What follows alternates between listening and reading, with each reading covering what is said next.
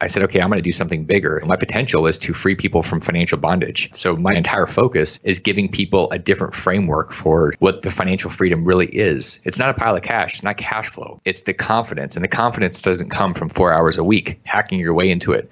It comes from a deep commitment to creating something up that's long-term and has meaningful why inside of it.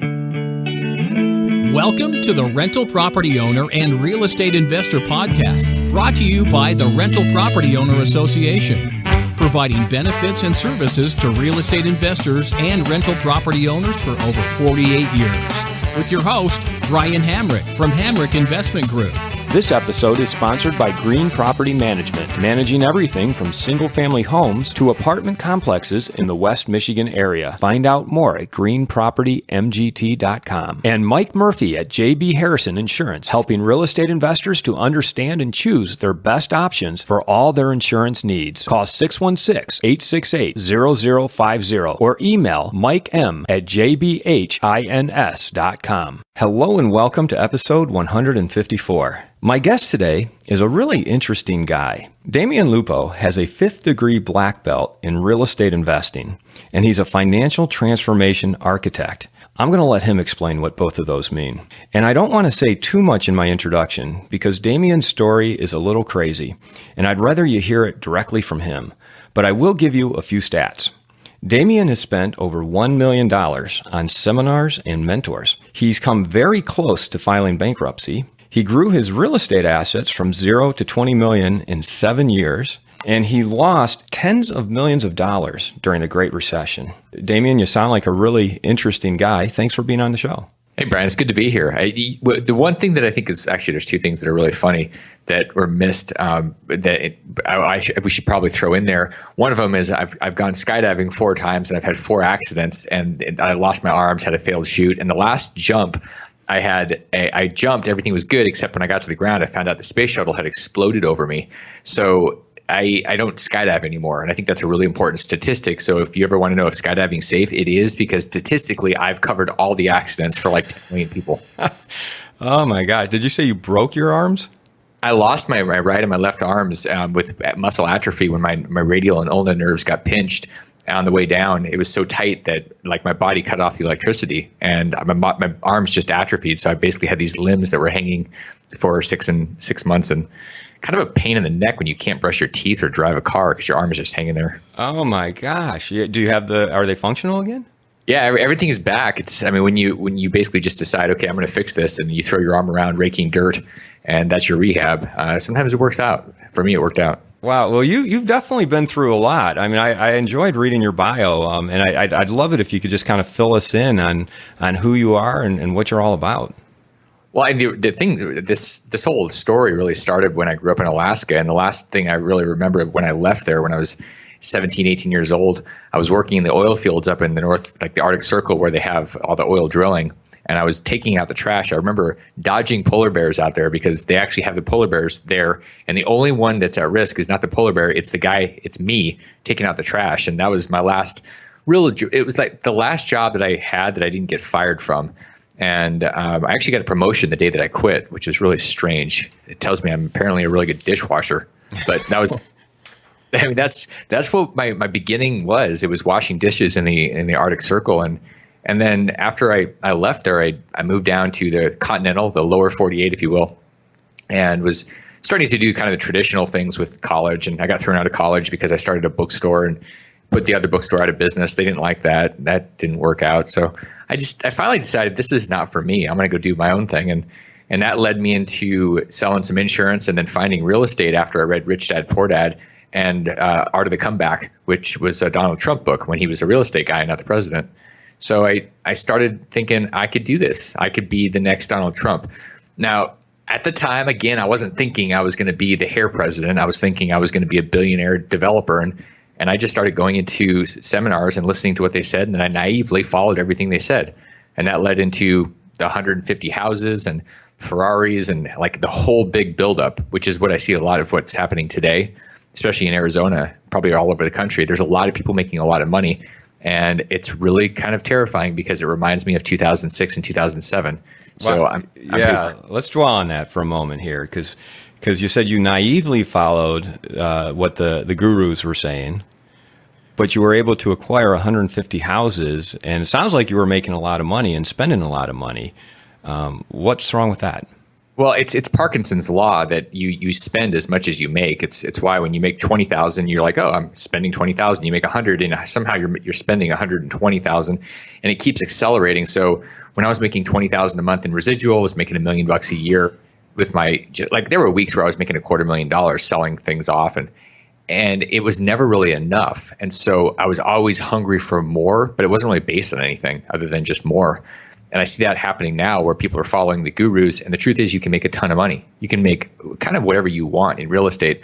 Question is, are you going to keep any of it? And that's what I don't see people doing. I see them spending and getting into debt for more than they're making, thinking the unicorns and rainbows and the lollipops and puppy dogs are going to last forever. And the truth is that's pretty unlikely with most people's models. Most people's models are unsustainable. They're going to find that out pretty dang soon, unfortunately. So, a couple of things there. You see them spending their money. Are they spending it on just frivolous things, or are they spending it on more investments? I mean, how are you spending your money that you got in trouble?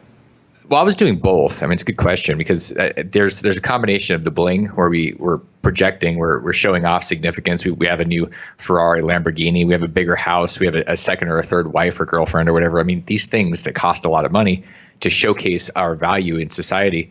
And the other one was buying more investments that we think are investments when really they're just another line on our balance sheet that's probably more speculation than a sustainable investment through market cycles. And I think I see a lot of people doing that. I see what they're investing in, and I shake my head and I think, what are you doing? Either they're actively buying something and they're controlling it, or they're doing something passively and they're just handing their money over without truly vetting the deal and the management and the market and the economic cycle. So I don't see people doing their homework. I see people doing a lot of speed. And that's the dangerous part. Speed without thought is really going to get people in trouble. That's interesting. Doing a lot of speed. Like they feel like they need to acquire more faster. Is that what you mean by that? Yeah, and there's this really unhealthy urgency to have capital placed. And I see this. I did the same thing in 2006 when I had sold off a lot of my houses and I had tons and tons of cash. And I was anxious. I wanted to get my money working. So I wasn't willing, even though when I sold my houses, these things were going up 10, 15% a month. And I said, that's not sustainable. That's crazy. So I sold things off. And in 2006, I had all this cash and I said, I need to do something with my cash because it's sitting dead and I'm losing money. And, all this brain damage that I had going on with my thinking, I see people doing the same thing where they're not willing to be careful. They're so anxious because they say, oh, well, the stock market's going up, or I just saw somebody make 50 or 100,000 flipping a house, or they see all these examples. It's kind of like watching Facebook to see what's real. Hey, look at the highlight reel of people's lives, not looking behind the curtain. You're just seeing the best of. And that's what we're seeing. We're seeing people chase the best of instead of the reality of being smart through the cycles. And right now we're at a very heightened part of the cycle. So people are chasing that thing because of the capital anxiety. They don't want their capital to be sitting idle. But making zero is better than losing 30 or 40 or 50%, which is what many people did in 2008 when the markets crashed. They lost 50, sometimes they lost everything. I lost everything. I lost $20 million. So I don't think being patient is a sign of being stupid. I think that's actually very smart, very intelligent. What exactly were you doing? Were you doing fix and flips, rehabs? You had 150 houses. You must have been in a major A-type market to be making tens of millions of dollars. I was actually in markets all over the country. I mean, I was in markets from Maine to Arizona, Birmingham, North Carolina, Oregon. I had stuff in Alaska. I was all over, and I was doing everything that you just mentioned. I had single-family houses that were flips. I had 150 rental houses that were on lease options. I did multifamily apartment remodels. And I mean, I learned in every one of these things. One of the problems with doing everything at once, I wasn't an expert in hardly anything. So like when I did my apartment deal, I lost $2 million on it. It was so bad. I mean, I thought, hey, it's an apartment. There's lots of capital available. I can go do this deal, make a couple $1 million. I lost a couple $1 million instead, had my security guard get killed on the property, and everybody got crushed with their investments. I mean, like it turned out every possible thing that could go wrong went wrong. And I got sued by the lender for a deficiency when the thing went to foreclosure. So the problem is that $1 million I spent on mentors and things, I stopped investing in people to give me the truth. I stopped seeing my blind spots. And as soon as I did that, all of a sudden my mistakes exponentially grew because I wasn't seeing everything that I was doing wrong and nobody was calling me out on anything. That's when the problems really began. And I see that a lot now where people's egos are driving the ship and they're not getting feedback from somebody that's gray or bald that has actually been there. So people are setting themselves up by not being willing to check their ego. They're not reading Ryan Holiday's book, Ego is the Enemy. They really should be. And that would change a lot for people. Yeah, wow. There's so much you just said there that I want to follow up on. But I think I'll choose to follow up on this multifamily where you lost $2 million. What happened there? So I went into a market I didn't know anything about. I had a partner that got excited about it. And the problem is I went in and I was the only one that guaranteed the debt. Nobody was actually living in Memphis. So I was living in Birmingham part-time, but nobody was actually there. So I had basically kids in the candy store. I had these contractors that would slap some paint on a bunch of units. It was a 119 unit deal. And they would send me pictures and say, hey, lots of progress, need another $100,000 this week. And so there was nobody there engaging. And this is all about management execution intelligence. Anytime you're doing something big, you want to know that people have a track record of getting it done. And I didn't have that yet. I was basically learning that, but I wasn't learning it by being totally involved because I was too scattered around with all my different projects. And ultimately, the money just kept going, and I think it was feeding and it was filling the coffers of the contractors, and it wasn't really getting the job done. And I had multiple thefts where people were tearing the copper out of my building twice in 12 months. First time was a $250,000 loss, and Lloyd's of London ended up paying about 30 cents on the dollar. And then it happened again, and that's when my security guard got killed. And so, two major losses like that, where I had to eat about $250,000, $300,000 between the two of them. You're not even going to put that in a pro forma, even when you have your incidentals or your extra line of what ifs. Nobody puts a $250,000 loss for copper on a pro forma with a multifamily. It's not something you even think about unless you're around somebody that's already gone through this stuff and they say, okay, here are the major blunders. Like, do you have the right insurance? If your place burns down, can you cover a $4 million loss? Do you have the right? It's just these questions that you have that you know to ask. And it's not that you don't know things, it's that you don't know what you don't know. And I didn't know what I didn't know.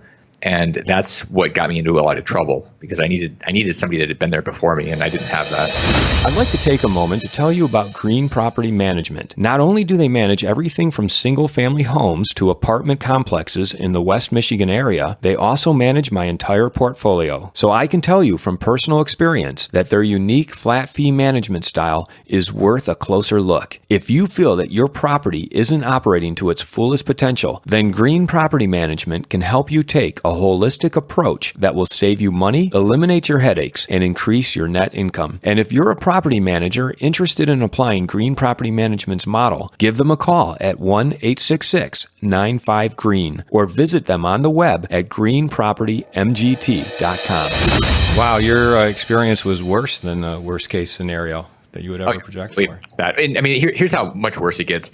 When the property was toast, we were out of money, and the lender was owed $1.2 million. The property went to foreclosure. So the lender opened up the bid at the foreclosure for $300,000. Nobody else bid because it was a disaster zone. He bid at $300,000 and then sued me for the $900,000 deficiency. It was a little screwy because he had already had the property on the market while it was in foreclosure. He'd had somebody come in. He sold it and closed on it for like $1.4 million 30 days later. And so it took 2 years to fight this thing in court and actually win and beat him out of court. But it still took 2 years. That's 2 years in the legal system. But I mean, I lost the property and I still got sued for almost $1 million for a deficiency. That's how bad it can get. You think it's, oh, I've lost everything. No, it can keep getting worse. And then, the IRS shows up at your door. Trust me, it can get way worse. Doesn't matter how bad it is. It's always possible that it gets worse. So let's be realistic about what we're dealing with. There's a lot of moving parts. And let's talk about what you see now when you look at what investors are doing. How do you see them repeating some of the mistakes that you made? I see people looking at this bull market like it's new, like it's different this time. We see this. I mean, I've lost all my money several times in different opportunities to learn. I can't get any balder than I already am, but I can definitely have more scar tissue. And what I see now is people thinking, oh, I can just put money and it's always going to make me 20, 30, 40%. And I don't have to think and I don't have to really do anything. It's not hard work. I've listened to Tim Ferriss, who I like, by the way, but they think they can have their multi-millions in 4 hours a week. And that's not true. So I see people trying to hack their way into wealth, and they're buying a lot of things. There's a lot of speculation, too many fix or flip shows with Chip looking like it's easy. And the reality is, even if you do it right, you get taxed to death when you flip something in most cases. And so I don't think people have any experienced people around them. And the people that are, a lot of the coaches that are out there, for example, haven't been around for 15 or 20 years. And I know some have, but most haven't.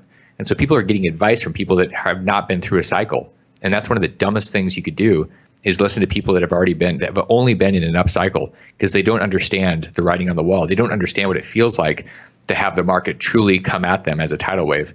And so I see people doing the exact same thing as 2006 and 7. So I'm confident we're going to be in a space in 2019 somewhat resembling 2008. And it's not just me saying this. Doug Duncan, the chief economist for Fannie Mae, said the exact same thing. He said, we will be in a recession by the end of 2019. Every bit of data. And this is the guy that has all the data. I mean, Fannie Mae is the 800-pound gorilla in housing. And that is his public statement. And he's pretty much always right. He's been right as long as he's been doing his thing. So with that being the case, the mistake is thinking that I can just keep doing what I'm doing and nothing's going to change. The reality is you've got to make sure that what you're doing can survive a recession. And if it can, cool. If it can't, adjust really quick. What do you think is going to happen in the next recession? You're pegging it around 2019. Do you think it's going to look like 2008? I think it's possible. There's a lot of black swan events that can happen. But we have a lot of really weird trade war type of things that are going on. We have a wealth effect from the stock market. After the tax cut happened, you had a lot of corporate buybacks. And so all this cash that these companies had, they were bringing in from overseas, they were buying their own shares. That was helping one group, the people that had a lot of stock options that were at the top of the food chain inside these companies. So their stock price is moving up. They're making a ton of money. And everybody thinks the markets are good and this is all good. So they go out and they buy more stuff and people are excited. It's called the wealth effect.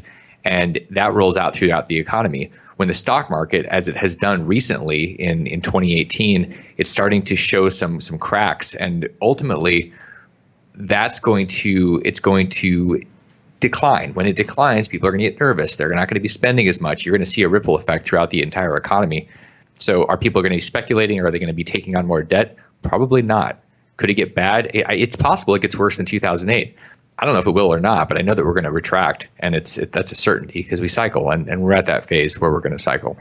When it comes to rental property insurance, understanding the costs, choices, and benefits can be overwhelming, and finding the right insurance provider can be frustrating. I had one company cancel 5 of my policies all at once for no good reason, and that's why I'm happy to have Mike Murphy from JB Harrison Insurance on my team. Mike is an independent agent who has always been able to find the right policy and the best provider for my insurance needs. Over the past 5 years, Mike has not only become my go-to insurance agent, he's also helped me manage risk, add value, and save money. If you are looking for insurance on a new acquisition, or you believe it's time to get a more comprehensive look at your entire portfolio, then Mike Murphy is the independent agent to call for all your insurance needs, auto, home, and business at 616-868-0050 or email mikem@jbhins.com. So let's get back in sync with your story.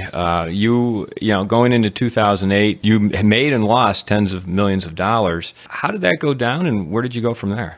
It went down like a lead balloon flying over the house. I mean, it was a lot of fun. I can tell you there was a lot of fun, but it was a lot of shallow fun. And it was because the focus was on consuming. It wasn't really on creating anything of long-term impact or contribution. It was just about me consuming wealth. And I think that one of the reasons I had to go through the process of losing all of it and starting over was because the universe had given me this great opportunity to tap into resources and utilize my God-given talents, and I was squandering them. So I needed a slap in the face. And when that happened and I didn't pay attention, I got a 747 landing on my head. That forced me to really say, okay, what am I doing? And is this the thing I want to do on the next round? So I spent a few years figuring that out. And I needed help. I think a lot of times we think we can figure things out on our own. We can do it in our head, and that's a mistake. I asked for help from very, very smart people. that were significantly older, wiser, more grounded. And I spent about 4 years figuring out what it was that I was supposed to be doing. And that ultimately led me to a conversation with my father right before he passed away, when he made the comment that there were so many things in his life that he wanted to do that he was not going to have a chance to do because he only had weeks left. And I sat there and heard that and felt it. And I realized buying more houses and making more cash and drinking more wine and doing all the fun, goofy things was going to lead me to a place where I was having that conversation on my death, on my deathbed. So I said, okay, I'm going to do something bigger. That's meaning I'm going to fulfill what I have, my potential. My potential is to free people from financial bondage. It's to unshackle these shackles we've put on ourselves to where we're living in fear. We don't have the confidence. Our entire strategy is smoking a bunch of hopium, and that doesn't work. We've got to do better than that. So my job and my entire focus is giving people a different framework for how they're making money, how they're creating wealth, what the financial freedom really is. It's not a pile of cash. It's not cash flow. It's the confidence. And the confidence doesn't come from 4 hours a week, hacking your way into it. It comes from a deep commitment to creating something up that's long-term and has meaningful why inside of it. Well, let's talk about how you turn that into action, both for yourself and then also for creating that deeper meaning for other people as well. The thing that I realized was that two things were going to have to happen. I had to find something that the market could actually use, and I had to get very, very narrowly focused. And that really came up for me when a number of years ago I'd learned about the retirement space. And I don't know if you know this or not, there's $25 trillion that's sitting inside of 401ks and IRAs. And this is where most people have their retirement money. And that's what they're hoping is going to work out. So they turn their money over, and it's maybe when they're 60, they'll have money. Well, no, they'll just be old. They're not going to be rich. I saw that, and I thought there's something here. There's an alternative where you can actually control and design versus having a default vision or default retirement, default life. And I dedicated myself. I wrote a bunch of books on this and started teaching and really creating this environment. It's called the QRP, and it's a self-directed retirement system where you have all these tax advantages, and you can basically stop paying taxes on what you're doing with your retirement money. You control it. No more Wall Street, no more transaction fees. You can buy real estate with lots of leverage and not get taxed. And that's one of the things that people think they're doing when they have like a self-directed IRA, and they're not. They're getting taxed inside that thing. And so that maybe we can talk about that a bit, because that's a huge mistake that people are finding out they've made, and we can fix it if we know about it. And so that my focus is to give people control of their retirement so they can design it. It's truly about control and designing it by choice and not just hoping it works out. Yeah, there are definitely a lot of powerful retirement strategies that are available. And QRP, I assume, is Qualified Retirement Plan? Exactly. That's exactly right. Which is it's a broad scope of coverage inside the IRS code. It covers 401ks and 403bs and different things that are tax advantaged. I mean, that's really what it's all about. And then there's a very narrow piece, which is the individual 401k. And what we've done is we built something called the EQRP. And what that is it's a retirement plan where you can put all of your other money in your IRAs and your self-directed IRAs and your 401ks. You control it, and you've got liability protection. Because as I mentioned before, you can build all this wealth, but if you're open and you're not protected and somebody sues you, you could still lose it all. So it's important that you defer or delay or remove taxes, and you make sure you can't have it taken away from somebody just deciding to sue their way into wealth on your back. And that's what this is. It's you having control, having it protected, and using the tax code to your advantage, just like the wealthy do. I mean, Brian, did you know that Mitt Romney has a Roth account with $100 million in it? I mean, this is what people are doing. I did know that, and I'm always I always kind of smile when the media reports on things like that, or Jared Kushner's taxes and how he hasn't paid taxes for the past 5 years. And it always makes me think, gee, well, these people know what they're doing. They know how to use the tax laws to their advantage. Well, and this is a really good point, because people think that there are these loopholes and that people are taking advantage. And the reality is, no, you're just being selfish. If you're paying taxes, you're being selfish. And I say that because the tax code is set up with incentives to get you to do certain things like go provide housing, go provide jobs. If you do what the code says the government wants you to do, you don't pay taxes. But people that say, well, I'm being taxed to death, no, you're selfish. You're just trying to get a paycheck. So you have to do more for more people. And then the argument, well, I'm a teacher or I'm a doctor. I get it. They're valuable. But the government doesn't need more of that. What we need is things that they're not good at. The government's not good at hardly anything. But the reality is they need things like housing. And if you want to go to zero, the code is set up for you to do that if you're providing housing. Not if you're flipping, but if you're really providing housing long term, because that's what that's what society needs. So all you have to do is say, what does the government want me to do? And if you do that, you can just start paying zero taxes. That's just built in.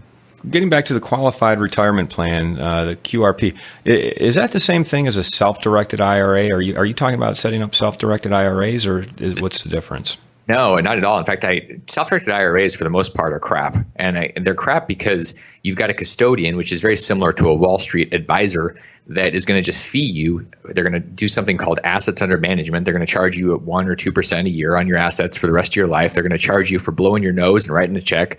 Like every time you do something, they're going to charge you. It's the same model there. I mean, I'm beating up on this on purpose because most people go, oh yeah, I've heard of a self-directed IRA. You've heard of it because custodians have billions of dollars under management and millions in marketing that they're spending like Wall Street. So that's all you've heard of. What you're not going to hear of is the EQRP, where you have control, where you're not getting feed to death because it's not that profitable. So the self-directed IRA, not only are you getting feed to death and you don't have control, sometimes it takes weeks, or it can take weeks to have a transaction happen. But if you do a transaction and there's debt, like let's say you buy a house and you're going to flip it and you get some hard money, or you invest in an apartment and you're one of the passive investors, there's going to be debt involved. If you use your IRA, you're going to trigger something called UBIT. It's unrelated business income tax. You're going to lose about a third of your profits just to that tax. And you're going to be paying that now, not when you're 59 and a half. That is a terrible surprise. That's with a self-directed IRA. The EQRP is exempt from that. You don't pay that tax at all. So you simply just move your assets from your IRA over to the EQRP and boom, voila, you're done. You do not pay that tax again. That's a huge distinction. And what does the EQRP stand for? It's an enhanced qualified retirement plan. And does that allow you to self-direct as well, or who determines what that's invested in?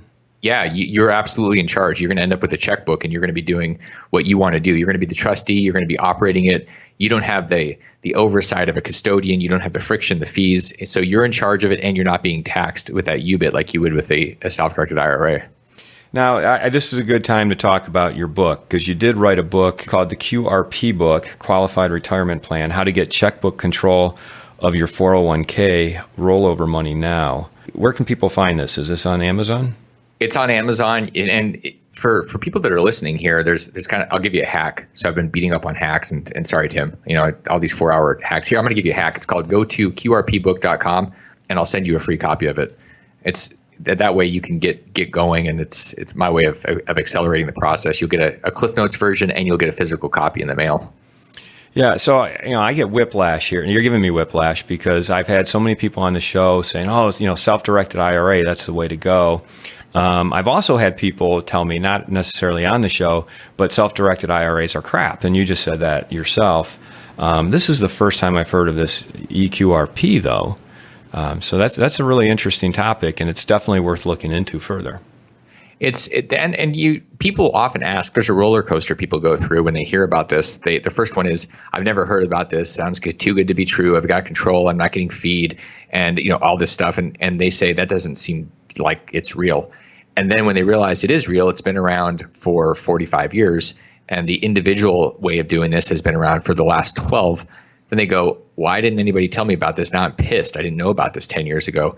And then the next phase 3 of 3, is how fast can I do this and convert my self-directed IRA over to this? Because I don't want those fees, that friction, that pain, that stupidity around the tax that's totally avoidable. So everybody goes through that same thing, but just understand you don't know about this because custodians make a fortune keeping your money trapped.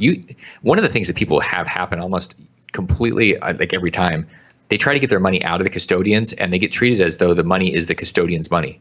And they get told, like, basically, you're too stupid and you shouldn't do this. And this sounds very dangerous. They'll be told real estate, ooh, very dangerous. Or they'll say, you're going to make a mistake. the only mistake was going with the self-directed IRA instead of controlling your own money in your own hands. That was the mistake. And the custodian didn't tell you. I mean, that's the problem I have. Custodians do what's in their best interest too often. Some don't, but many, many do. And I see many, many of them doing that most of the time. And that makes me mad that people are being screwed over so that some financial guru in a slick suit can actually make a bunch of money at the expense of the client. So if you don't have a custodian, though, who's holding your hand and walking you through the process, how do you do an EQRP? Well, we set up the entire thing for someone. We build the framework and then we hand them the keys and the operation manual. It's kind of like having a Tesla delivered to your house. There's the key and you get to go drive. And there's an operation manual and there's also a support. And that's what we do. We support people in making sure that they do it right. We don't tell them what to invest in. We tell them what they can't invest in. We tell them how to write, do their documents so that they're not making a mistake. So it's not like they're just on an island by themselves. They have support, but they don't have somebody controlling their stuff. And that's the big distinction. Their support, there's somebody basically in the passenger seat and you get to have them there as long as you want them there. But the reality is you're driving. If you have a custodian or a financial advisor, you're not really driving. They're going to drive you. They're going to put you in the passenger seat and they're going to kind of tell you what you can and can't do and there may be what you should and what you will do. So that's the big difference. You do have people that are supporting you. That's what we do. We support, but we don't drive your car. So is that your main business now? Are you kind of helping people with QRPs? That's the thing, exactly. That's the focus where we can have the biggest impact. I mean, when I was looking at the peak life, the way that I define life, I remember reading Tony Robbins years ago, and he had these 6 human needs, and they're in Reinvented Life, one of my books. I really went deeper into that and said, okay, there's 2 ego needs, which are significance and security. And then there's really the best part of our life, which is the peak life. And that's the people, the experiences, the environment. And the most important in my mind is the contribution, the C. And so the contribution is how can you elevate others and help them be more free? Because freedom is my highest and most important value. So how do I help people be more free? By giving them control of their money and the confidence to drive that car. So that's the entire focus of what I do, giving people more freedom through the confidence of having control of their money. Wow, so that sounds really interesting. And you host a podcast as well, right? I do. It's called Transformation Nation. And do you talk about this on your podcast? We do. We talk about these different ideas and tools and people that are thought leaders in the world of financial transformation, because that's really what it is. It's really breaking free from all of the boondoggles, the brain damage, the belief systems that we were told, oftentimes by our families who they really thought they were doing the best because they were doing the best that they could. They just didn't know better. And our school system sure as hell doesn't know what it's doing, teaching us how to invest by saying, here, pick a stock. And 30 days later, if it's up, you're a winner. If it's down, you're a moron. We talk a totally different game, and we give people insights into reality, not into spin and sales jobs. And the name of that podcast is Transformation Nation? That's it, Transformation Nation. Okay, so if anyone's interested in EQRPs, they could follow up by listening to your podcast. I'll definitely have to check it out myself. What does it mean that you're a 5th degree black belt in real estate investing? Well, I'm a 5th degree. I actually have 4 black belts. One of them is a 5th degree black belt in Yokido. Yokido is a martial art that I founded, and the way I have a saying, and you may have heard this before, that the way we do anything is the way we do everything. So if we're kind of a loser in one area of our life, we're probably a loser somewhere else. If we're a victim one place, we're a victim somewhere else. I happen to be a 5th degree black belt in martial arts, and so the way that I interact with people outside of martial arts is really the same way. It's through relationship and connection and a lack of tension, lack of conflict. So I am the same way across all the different facets of my life, just like we all are. And so a 5th degree black belt is really the same in real estate, in business, as it is in a dojo on the mat, moving around with people. Give me an example. How? When I'm working with people in general, whether it's there's conflict everywhere we go. We tend to be in a state of conflict. The deeper you go into Yokido, the martial art that I founded, the more invisible you go, because you get gentler and there's less and less conflict until it disappears. Same thing in business. You can go into a space where it's antagonistic, it's focused, it's violent, I'm going to take. Or you can be in a relationship where you start letting go of the conflict and you almost work into this dance of flow. And if you've ever experienced this state of flow, you kind of understand what this is like. That's how I operate business. I don't go attacking somebody. I'm with them. There's a relationship, and the deeper you go into the relationship without tension or conflict is the deeper you go into that state of 5th degree black belt, or it's more of an enlightened state. And it takes years, and it takes presence, and it takes the focused groundingness of our being. So I do the same thing in both business and in martial arts. It's about relationship. It's the lack of tension. It's removing conflict and connecting so that you're truly present. Wow, that's a great way of putting it. I certainly know people who approach business dealings with a lot of conflict, and it causes people not to want to do business with them. And then I know people who do exactly what you say, which is go with the flow, use that sort of more working in tangent mode of operation. Brian, there's a thing that I think people make a mistake on. They have this idea that if they watch The Secret and they think their way to wealth, that they can just be, and all the money's going to show up. And there's a missing piece to that, where you actually have to move. You have to physically move. You have to be so present and so grounded. I hear a lot of people going into the woo, and I look at them and I go, you're just in the woo. You're just, you're like splashing around like a pig in mud with the woo, and you're not really getting anywhere. So you've got to focus, and you've got to be present, and you've got to practice being in connection. That's the missing piece for a lot of people that feel like, oh, I'm totally relaxed, and I'm good, and I'm not in conflict. And I go, yeah, you're also poor, and you're starving to death, and you're frustrated. Let's be honest about reality here. What's really going on, and how committed to impacting other people. You can be present, but not focused on contributing to anybody, and that's not going to get you anywhere either. You're just going to be basically sitting there ohming all the time. Yeah. So you got to take the right kind of action. Well, there's a couple questions I want to ask you before we wrap it up. You have a kind of a rule that you don't do deals with guys who are in their 20s, and I'm wondering why that is. Well, I think guys in their 20s, for the most part, are more interested in their testosterone and boobs for the most part. I don't see a commitment to other things other than, their glands. There's no real experience. They haven't been to hell and back. And when I was in my 20s, I remember going to a hard money lender and saying, hey, I want to do some deals. I'm at a conference. You guys are lenders. I'd like to borrow some money and do some houses. They said, come back to us when you've done 5 houses. And I said, how am I supposed to do 5 houses without you giving me money?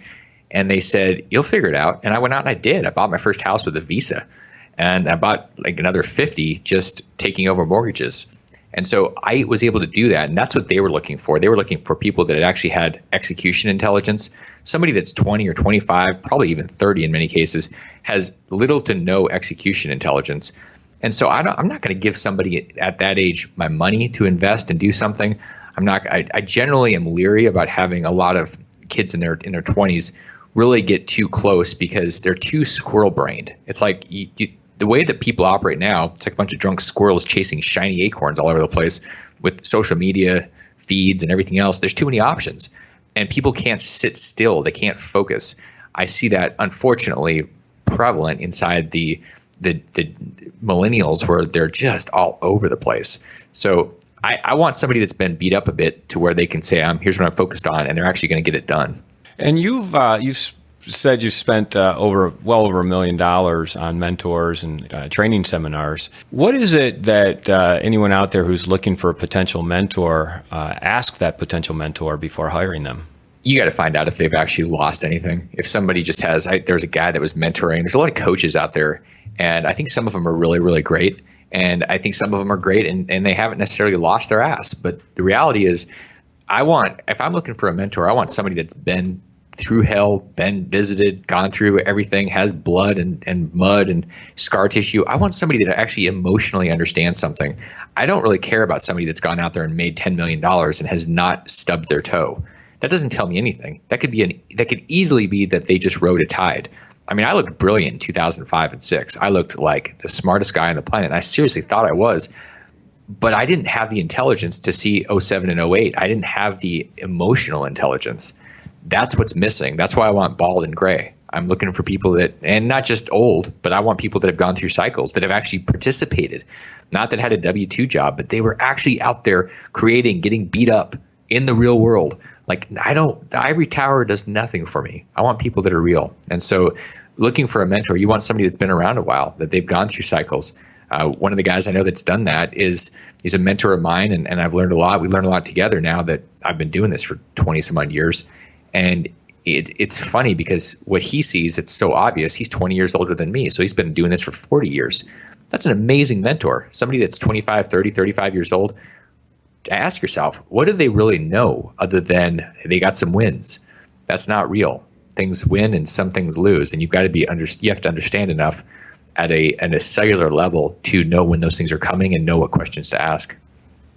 That's a great point. You, in your bio, you referenced two very popular TV shows, Dexter and Breaking Bad. And your bio said one of the questions in your bio is what is your Dexter and Breaking Bad experience that you had with your rentals? It sounds like you had something interesting happen. Well, I mean, I think my life was like it was like an episode of Breaking Bad. If you read, if you get a hold of Reinvented Life, you'll know that I've had some moments, and those moments are. I mean, that's how somebody described Reinvented Life. They said, "This is your life. This is like an episode of Breaking Bad." I mean, one of my experiences was being a kind of off the grid after the meltdown, and I was trying to figure out who I was and what was going on. I was in a lot of fear, and I had a knock at my door, and nobody even knew where I lived. And I went to the door and looked out, and there were 4 federal agents with their badges and their guns. And I'm sitting there thinking, oh my gosh, they came for me. I didn't even know who they were. I had no idea what agency this was. I just knew that there were armed people at my door. And when I eventually went outside, it was like 4 hours later, there was an envelope on the door, and it was from the IRS. And I as I pull it out, I see the IRS logo, and I'm thinking, this is not good. I mean, how much worse can it get? And we already went over that. It can get worse. Then I pull it all the way out, and it says, "Dear Miss Dorman." And it was actually for the lady that lived in the house before me. But my life was so screwed up and so twisted, and there was so much fear, and there was a lack of presence. The universe was giving me a message. It was just breaking me. And I mean, I lost it. I mean, I was on my knees because I was in so much fear, and it was just one of the episodes. There were so many of those things because there was no peace. There was total conflict, total tension. It was the opposite of my life today. And so I definitely felt like I lived through Breaking Bad in my mind and in my life. Does that encompass the Dexter experience too, or did you have some run-in with a serial killer? I feel like some of my tenants were serial killers. I've had. One of the things about real estate is unless even if you're working with raw land, there's still people involved. And there's sometimes I think you almost you want to do the right thing to a bad person, and you almost go into a Dexter state, and you're like, I just can't do that. And I think you have to be willing to just chill. And otherwise you can kind of go off the deep end, because real estate can be tough. People can push you past your limits. And I felt like mentally I was probably in that space. And not looking for really very bad people to go Dexter on them, but I think that's possible, which is why you really need a team. You need a coach. You need a therapist. You need people around you to help you keep you from going and doing stupid things, because you get pushed too far past your limits. You've certainly given us a lot of great insight into what you were doing up until 2008 and the mistakes you see investors making. What advice do you have for investors as to what they should be getting right at this point? One of the best pieces of advice that I've given myself that I didn't take, meaning that I would do this if I could go back in time, was to make a lot more mistakes faster, because I was always afraid that something like I was going to be judged. As a kid, we make a mistake, we get judged, we're a loser.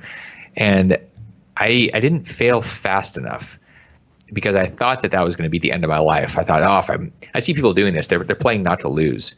The biggest piece of advice is don't play not to lose. Play to win by going out there and being on the court, being in the field, being out there in the real world, and find somebody that you can contribute a lot to and ask them for help. The worst thing you can do is go to somebody and say, "Hey, can you teach me? Can I take your time?" Nobody likes that. But what we do like is we like helping people that are really, really focused, that won't waste our time. And that's what we all need. I still have mentors. I'll always have mentors. Bill Gates has a mentor. His name is Warren Buffett. If Bill Gates has a mentor, shouldn't you have a mentor? Seriously, that's people that think they're doing it on their own. It's just not a good idea. So having somebody around you, and then fail as fast as possible, because that's where you're going to learn, and that's where you're going to build up the confidence, because the muscle is going to grow. Yeah, great advice. And I want to make sure that people know who you are, know what books you have here, because I've got 3 of your books. The QRP book by Damion Lupo. Are these available on Amazon, or should they go to your website to get them? You can totally get them on Amazon. Okay. The Reinvented Life, How Two Friends Move from Conflict and Pain to Consciousness and Purpose. And then the other book I have of yours here is The Quick and Dirty Guide to Gold and Silver. Top 21 most asked questions answered in 30 minutes. Damion, how else would you like people to get a hold of you or find out more about you? You can visit me at DamionLupo.com. You can see what I've got going on. You can see the books that are coming out. New book that's coming out is called Unicornomics, and it's behind the scenes building of $1 billion company and the mistakes and how to avoid those and the learnings and kind of the step-by-step process. Whether you're building $1 billion company or not, the reality is you should be doing certain things in any company that you're building. And this is really the framework. So if you happen to trip upon something that's got that $1 billion Snapchat potential, at least you'll have the framework right. Bob Parsons, who started GoDaddy, screwed some of these things up when he started, and it took him an extra 5 or 6 years to be able to sell his company because he messed some things up in the beginning that we go over in the book. That's on your website, and it's DamionLupo.com, DamionLupo.com. You got it. Great. Well, Damion, I want to thank you for being on the show today. It's been a really fascinating conversation. You've got some really interesting stories, so I want to thank you for sharing them with us. It's been a pleasure, man. I had a really good time. Hope everybody got a lot out of this and their lives are a little bit better. This episode was sponsored by Green Property Management, managing everything from single-family homes to apartment complexes in the West Michigan area. Find out more at greenpropertymgt.com. And Mike Murphy at JB Harrison Insurance, helping real estate investors to understand and choose their best options for all their insurance needs. Call 616-868-0050 or email mikem@jbhins.com. You've been listening to the Rental Property Owner and Real Estate Investor Podcast, brought to you by the Rental Property Owner Association. You can find out more at rpoaonline.org. If you enjoyed this podcast, please go to iTunes to subscribe, rate, and review.